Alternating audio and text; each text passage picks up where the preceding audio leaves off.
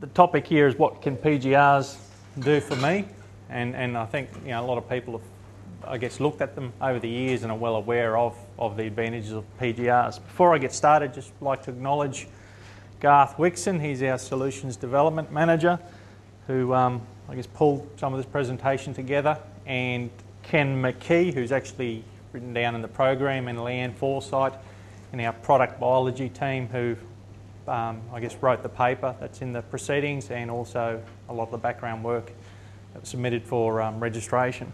So what I'll be talking about this morning is Modus Evo.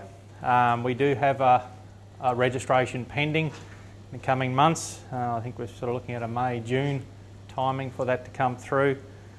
I guess I've worked with PGRs in a variety of ways over the years, right back to when I was at uni. I had a little bit of a soft spot for PGRs in terms of how they act, what they do, in a variety of crops. I guess there's a number of different PGRs registered in broadacre through to hort.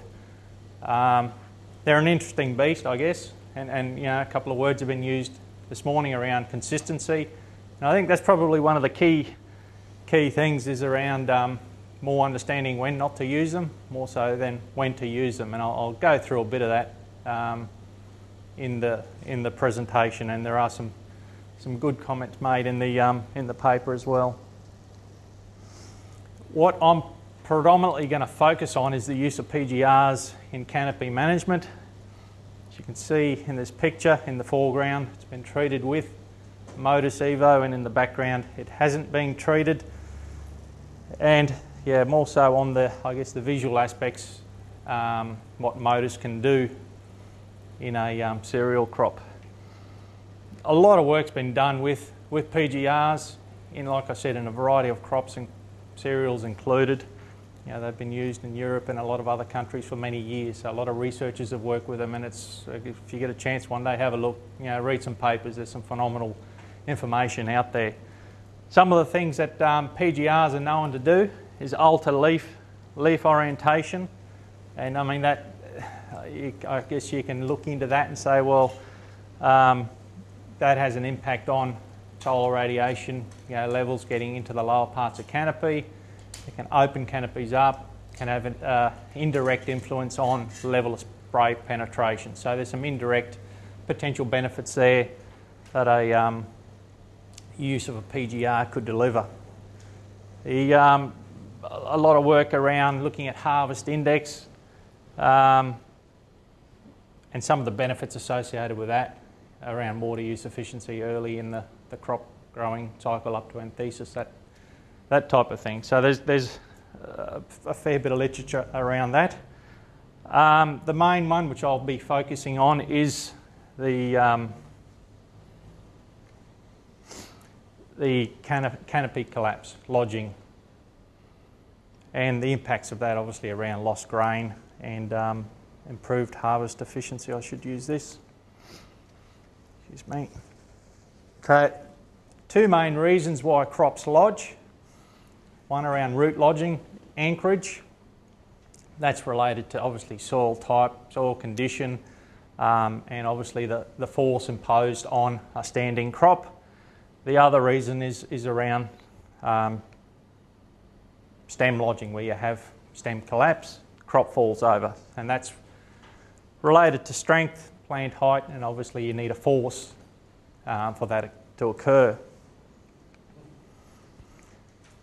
There are obviously a range of agronomic practices that people currently employ to reduce lodging, and that is obviously looking at the upfront nutritional inputs in paddocks, understanding what that is and managing that.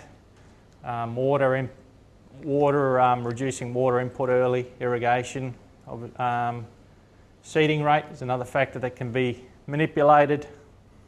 The stature of varieties, how tall or short they are, and obviously PGRs will fall into another tool that can be used for managing lodging in cereals. What is Modus Evo? We are bringing out a new formulation that does contain different adjuvants. Over the years we have worked with the older formulation that exists in several markets in sugarcane and poppies. So it is a new formulation. And the product itself, when used, I guess, for reduced lodging, you know, there are a number of benefits around your harvest speeds, lost grain, grain quality, and harvest index. We're looking to, like I said, registration expected later in the year, but in oats, barley, and wheat. Now, this was mentioned by Matt. If we look at the different classes of chemistry, the triazoles, you've got Paclo here, the quat chemistries, chlormequat, mepiquat. Erex is chlormequat, it's one of our products, and Trinexapac. They all work in different piece of that chain. Trinexapac works in the one of the last steps in inhibiting GA production. Paclobutrazole works very effectively on broadleaf plants.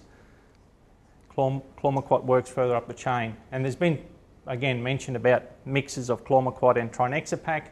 And we've got a lot of data showing how just the consistency of performance with that mixture. And really related to the fact that you're targeting two sites in that chain of GA synthesis. So these products inhibit GA production, and hence you see that shortening of plant stature canopy. How is lodging reduced? There is that direct effect on canopy height, reducing internode distance, increasing stem wall thickness, and also, depending on timing, impacts on crown root development. Just some greenhouse work, looking at rates across the bottom. The bottom purple bit shows root length, the top piece shows shoot height. Obviously significant impact on shoot height as you increase rate, and no negative impact on root length. And in fact, some of the overseas work, and we are looking at this, the effect of timing and being able to even manipulate, I guess root architecture is an interesting area, but one that we're further exploring.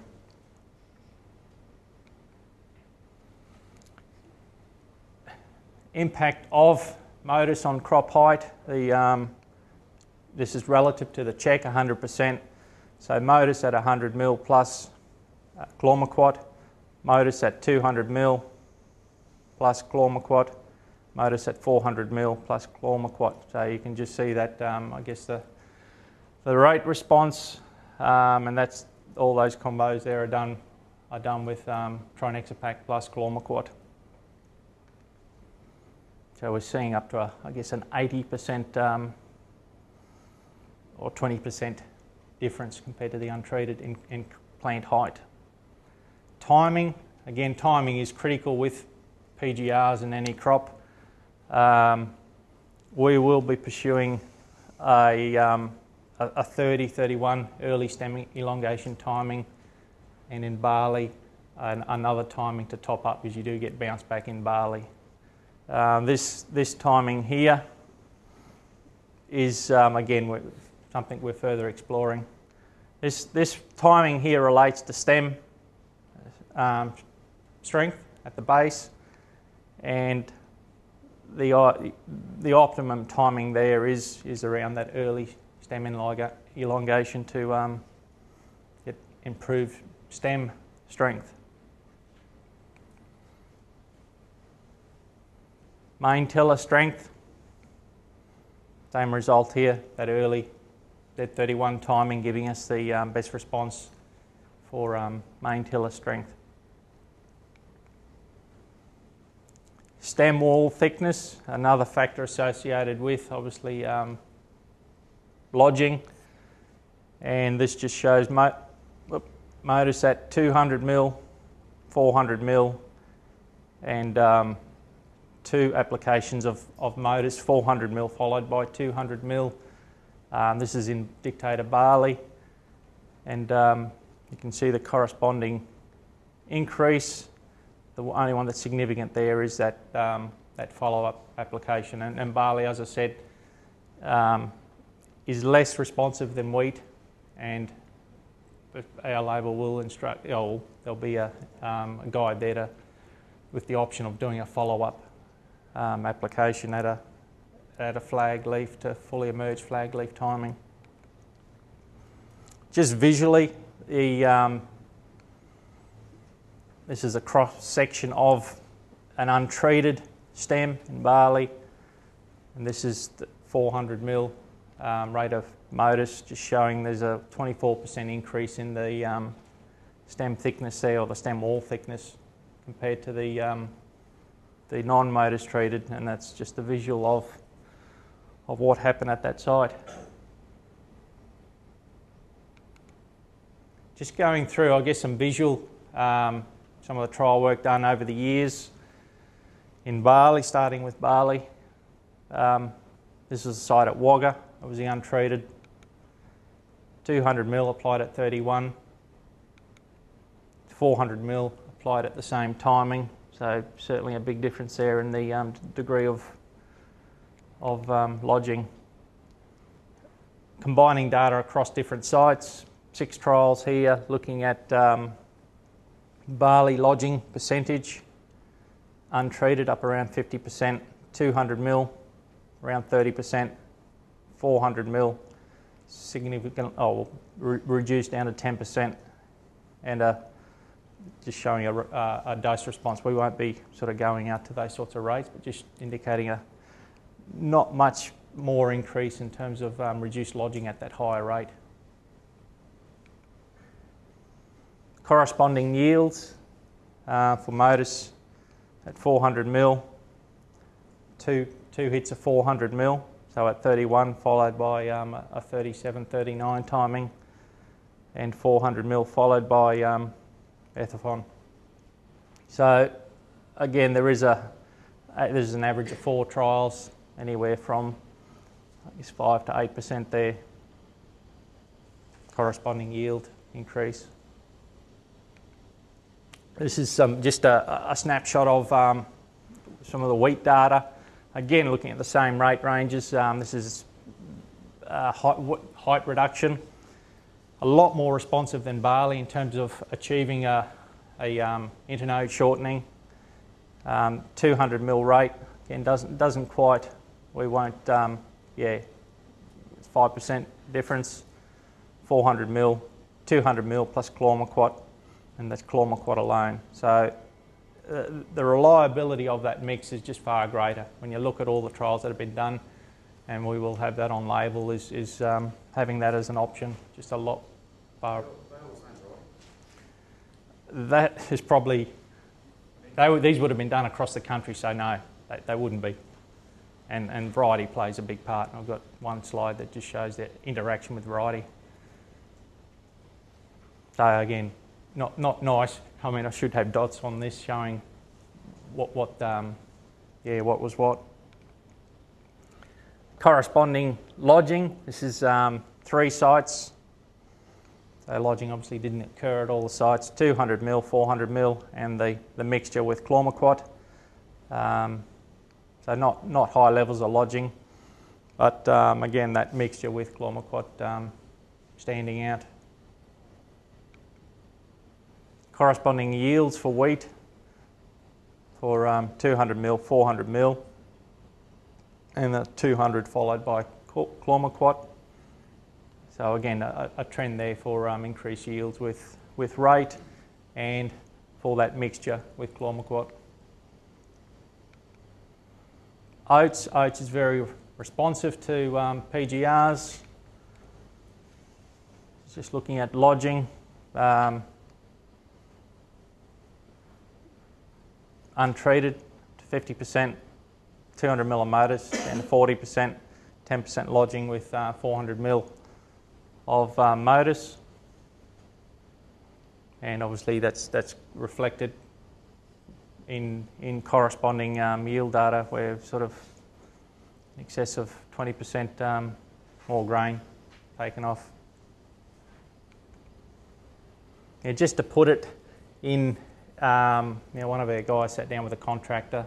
It's not rocket science, but just sort of saying, okay, well, if you had this situation versus this, what's the difference? And he's come up and said, well, that's probably 10 tonne an hour increased capacity where you don't have a lodge crop. You can represent that in a number of ways, in either dollars per tonne or dollars per hectare. But at the end of the day, I mean, that represents an increase in harvest efficiency, just being able to get the crop off quicker. And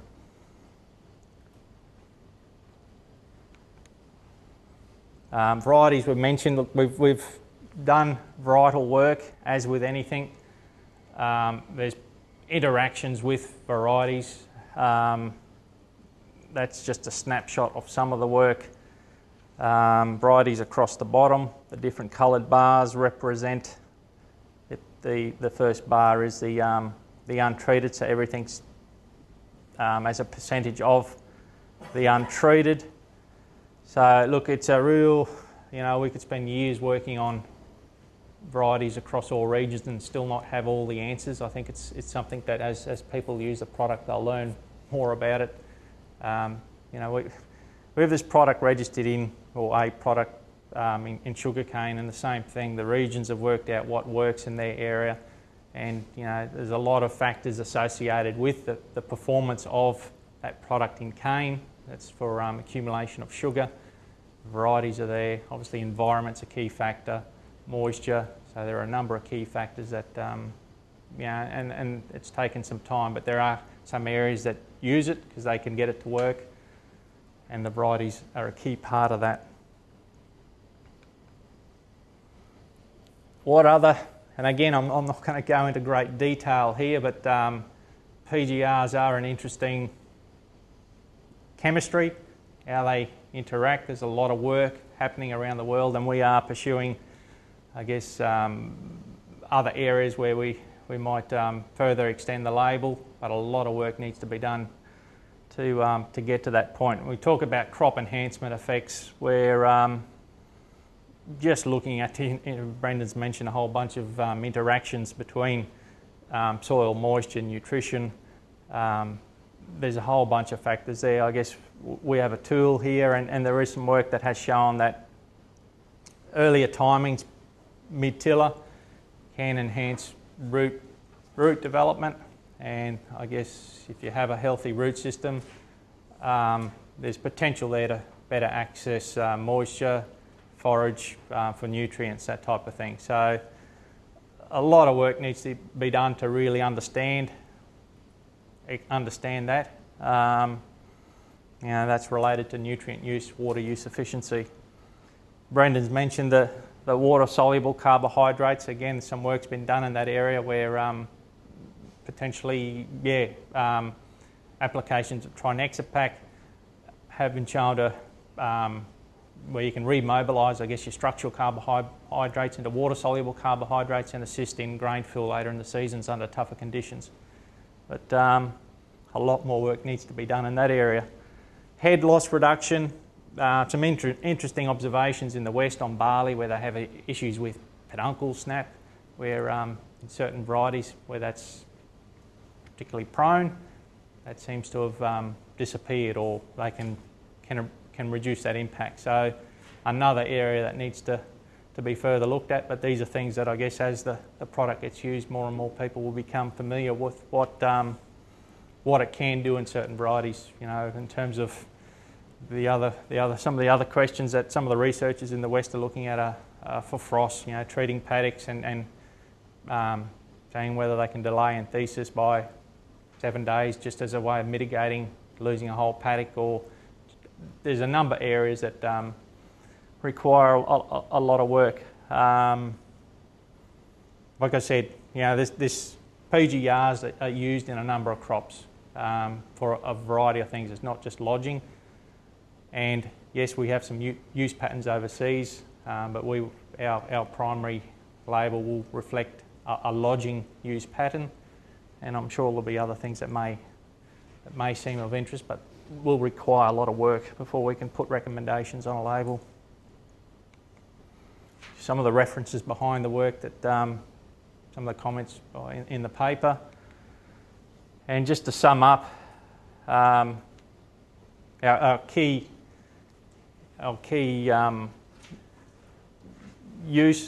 initial use in terms of utilising Modus as a tool is looking at reducing lodging, and obviously the benefits of that are around harvest efficiency, grain loss, and grain quality, and how it can improve harvest index as well, and the impacts on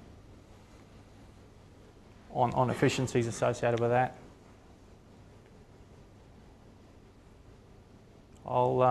That's my last slide, but if there are any questions, certainly an interesting group of chemistry, and there's some interesting work happening overseas. But I guess that the key thing I need to mention is with PGRs, as with many other chemistries, is when not to use them, and that's when stressful conditions. And Matt mentioned it. In a lot of the trials, there were negative yield impacts. And if you start drilling down and looking at that, you could argue that trial probably shouldn't have been initiated given the condition of the crop at the time. So this is not a product that you're going to just put out and say this is going to do this, because there are sets of conditions. Could be moisture stress, could be a frost stress. Any type of stress may have a negative impact on how that PGR influences subsequent growth and development and yield. So PGRs can be finicky. But it's really about understanding when not to use them, and when conditions are going well, yes, you can achieve reduced lodging, and also, as Brendan mentioned, the situation where we had trials where there was no lodging and there was a yield increase. So we need to understand what's going on there to better fine-tune the recommendations about where you might expect to see that. I found that very interesting, all of that talk. In terms of some of the issues that it's addressing, they seem to have a lot in common with something like crown rot. Is there any, influence you can think of that might, or have you looked at anything maybe just by accident in trials with crown rot being affected? And in terms of what it's changing in the stem, you're saying it's stronger. Do you know what cell type is changing? Is it changing any of the vascular system in any way? Well, the crown rot question is an interesting one. I guess that thoughts entered my mind as to if I suspect there could be a useful interaction. I've done work on other pathogens, and I think that, I don't know, it's an interesting question. I hope somebody sort of looks at that.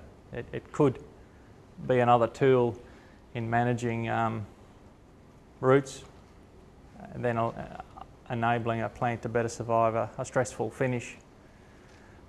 In terms of what it alters in the stem, certainly I did read something on this in terms of water content in the stem is increased.